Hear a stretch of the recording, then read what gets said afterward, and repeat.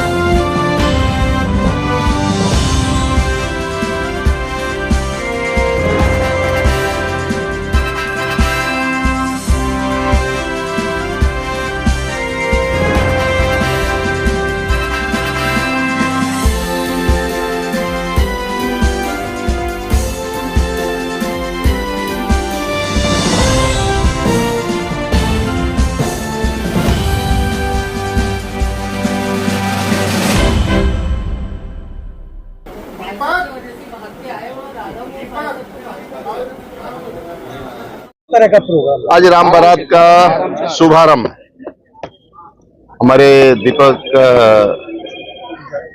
दीपक जी हैं हमारे खुर्जा के, और रामलीला कमेटी ये सभी लोग गए थे और ये कार्यक्रम यहाँ का शुभारंभ है रामलीला। और हमें लगता है कि कई दिनों तक ये कार्यक्रम चलता है और वर्तमान में सेवा पखवाड़ा भी भारतीय जनता पार्टी का चल रहा है। आदरणीय मोदी जी का जन्मदिन है, 17 तारीख को जन्मदिन, ये 2 अक्टूबर तक चलेगा। बीच में पंडित दीनदयाल उपाध्याय जी की जयंती, उनका जन्म दिवस है। फिर 2 अक्टूबर को महात्मा गांधी जी का और लाल बहादुर शास्त्री का जन्म जयंती। इस अवसर पर पार्टी के विभिन्न प्रकार के कार्यक्रम चल रहे हैं, प्रदर्शनी का उद्घाटन से लेकर मैराथन दौड़ तक, और गोष्ठियां भी विभिन्न प्रकार के चल रहे हैं, जिससे कि आदरणीय मोदी जी बाल्यकाल से और एक प्रधानमंत्री के रूप में जो जीवन व्यतीत किया है, यानी एक प्रधान सेवक बनकर प्रधानमंत्री की कुर्सी है उसके लिए नहीं जीते, एक गरीब के कल्याण के लिए, और प्रधान का यानी परिवार का जैसे मुखिया हो उस प्रकार परिवार के लोगों की चिंता करते। युवा है, महिला है, किसान है, मजदूर है, ये सबों की खुशहाली के लिए काम करते हैं। जब से देश के प्रधानमंत्री बने, प्रधानमंत्री ही बनते हैं, स्वच्छता अभियान उन्होंने शुरू किया, अपने हाथ में झाड़ू पकड़ा, और अभी तक चाहे पंक्ति के अंतिम व्यक्ति को प्रधानमंत्री आवास है, शौचालय है, आयुष्मान का कार्ड है, घर तक का नल कनेक्शन है, और भूख से कोई सोए ना और भूख से कोई मरे ना, इसलिए सभी को अन्न फ्री है, किसान सम्मान निधि है। तो आज इन देश की सीमाओं की सुरक्षा, एक गरीब को आत्मनिर्भर बनाने के लिए जो काम हो रहा है, मैं आज अवसर पर बुलंदशहर की तरफ से, रामलीला कमेटी की तरफ से, प्रभु श्री राम की तरफ से प्रभु का आशीर्वाद बना रहे आदरणीय मोदी जी पर, और यहाँ की जनता जनार्दन की दुआएं आशीर्वाद में आदरणीय मोदी जी को बना रहे, इसी तरह स्वस्थ रहें और हम सब राज्यवासियों का और देशवासियों का सेवा करते हैं। सर, आज यासीन मलिक ने हाईकोर्ट में एक हलफनामा पेश किया है, जिसमें ये कहा है यासीन मलिक ने ये हलफनामा दिया है कि 2006 में आईबी के जो चीफ थे वीके जोशी कांग्रेस गवर्नमेंट में ये कहा गया था कि आप हाफिज सईद से मिले, जो कि लश्कर-ए-तोयबा का आतंकी संगठन का वो चीफ कहा जाता है, और उसके बाद जब वो पाकिस्तान से मिलके आए तो मनमोहन सिंह ने उनका धन्यवाद किया। इस पर सर क्या कहेंगे? देखिए, कांग्रेस आजादी के बाद जो कांग्रेस है या सपा, ये सब जो पार्टियां रही 17 के पहले, 14 के पहले, आपने देखा है गुंडागर्दी हो, चाहे बम फटना हो ताज होटल से, यानी न देश की सुरक्षा न गरीब के कल्याण के लिए कोई योजना नहीं थी। लोगों का बैंक अकाउंट में आदरणीय मोदी जी ने खुलवाया। आज दिव्यांग है, जिसको दिखाई नहीं देता, जो सुन नहीं सकता, जो चल नहीं सकता, आप जाइए तो कल मैं भी प्रयागराज में गया था, उस दिव्यांग के लिए, और जो बहरा है, सुनाई नहीं दे सकता है, उसके लिए 6 लाख का इंस्ट्रूमेंट, मतलब उनके कान में मैं देखा, मैं पूछा कि कितने के आता है, 6 लाख के आता है। यानी पंक्ति के अंतिम व्यक्ति की इतनी चिंता करना, देश के कुर्सी पर बैठकर भी गरीब की चिंता करना, और आतंकवादियों की, यानी पहले जैसा नहीं कि उसका जवाब नहीं देगा। आप चाहे बालाघाट हो, चाहे आतंकवादी जितने भी तीनों गतिविधियां होंगी, सर्जिकल स्ट्राइक, एयर स्ट्राइक और अपने ऑपरेशन सिंह के माध्यम से पाकिस्तान को मुंह तोड़कर जवाब दिया गया है। अब कांग्रेस नहीं है, अब आदरणीय मोदी जी जो इस राष्ट्र के लिए समर्पित है, और इस राष्ट्र के प्रति न देश को झुकने दूंगा, न देश को बटने दूंगा। सौगंध मुझे इस मिट्टी की, वो कसम खाते हैं और इस देश की सुरक्षा करते हैं और सीमा को सुरक्षा करते हैं, गरीब की कल्याण करते हैं। आप देखे थे अपने बचपन, अपने जब जाए थे 26 जनवरी को तिरंगा झंडा, आतंकवादियों ने कहा जिस माई का दूध पिया हुआ आकर तिरंगा झंडा फहराए। उस समय प्रधानमंत्री नहीं थे, उसी श्रीनगर के चौक पर तिरंगा झंडा फहराए, आज भी फहर रहा है, और आतंकवादी कुछ नहीं कर पाए। इसलिए कांग्रेस सपा को आप तो अच्छी तरह जानते हैं, चाहे राज्य के अंदर देखा है, चाहे देश के अंदर देखा है, ये लोग सिमी का साथ देते हैं, आतंकवाद का साथ देते हैं, इसी तरह बोलते रहते हैं। लेकिन अब जमाना लग गया, न अब आतंकवाद है, न गुंडागर्दी है, न नक्सलवाद। यानी नक्सलवाद भी 126 जिलों से सिमट कर 6 जिले में रह गए, वो भी समाप्त हो जाएंगे। ये हाइड्रोजन बम लाए, ये कहाँ से आया है? हाइड्रोजन बम कहाँ है? उनका दिखाई नहीं दे रहा, कुछ उनका दिखाई नहीं दे रहा है। और एक नेता ऐसा है, देश का प्रधानमंत्री एक नेता ऐसा है, जब अपनी रैली 13 में प्रधानमंत्री के पहले जब एयरपोर्ट पर बिहार में उतरता है तो कान में बोलते हैं, सर रैली स्थल पर बम फट गए। और वह उस समय के मुख्यमंत्री और प्रधानमंत्री का कैंडिडेट कहता नहीं रैली स्तर के लिए कुछ करो, और रैली स्तर मंच पर जाते हैं और पूरा 45 मिनट स्पीच होता है और सुरक्षित जनता जनार्दन को संदेश देते हैं और चले आते हैं। ये प्रधानमंत्री किसी बम से नहीं डरने वाले हैं, और कांग्रेस कोई पार्टी नहीं है। आप तो देख ही नहीं रहा, दूसरे वैशाली के सहारे चल रहे हैं, कोई है नहीं आगे पीछे। निशाकांत दुबे ने सर आज ये कहा है, सर प्लीज एक क्वेश्चन सर। राधे राधे।